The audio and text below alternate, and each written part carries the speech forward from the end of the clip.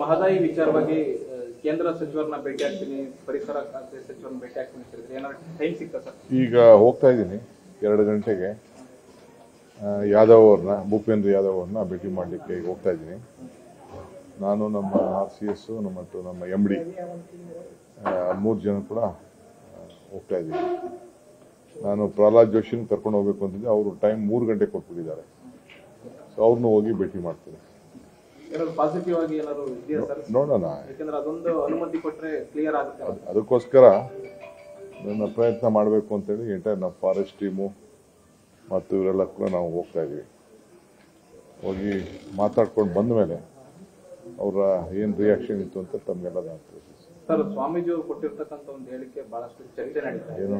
ಮುಸ್ಲಿಮರಿಗೆ ಮತದಾನದ ಹಕ್ಕನ್ನ ಕಿತ್ಕೊಳ್ಬೇಕು, ಅವ್ರಿಗೆ ಕೊಡಬಾರ್ದು. ಸ್ವಾಮೀಜಿ ಅವರೆಲ್ಲ ಈ ಮತದಾನ ರಾಜಕಾರಣ ಎಲ್ಲ ದೂರ ಇದ್ರೆ ಬಹಳ ಒಳ್ಳೇದು.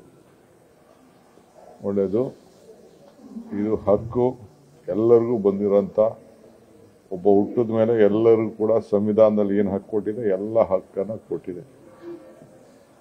ಯಾವ ಸ್ವಾಮಿಗಳಿಗೂ ಕೂಡ ನಾನು ಮನವಿ ಮಾಡ್ಕೊಳ್ತೇನೆ, ದಯವಿಟ್ಟು ಇಂಥ ಕಾಂಟ್ರವರ್ಸಿ ಸ್ಟೇಟ್ಮೆಂಟ್ ಮಾಡಿ ಈ ದೇಶದಲ್ಲಿ ಅಶಾಂತಿ ಮೂಡಿಸ್ಲಿಕ್ಕೆ ಯಾರು ಪ್ರಯತ್ನ ಮಾಡಬಾರ್ದು.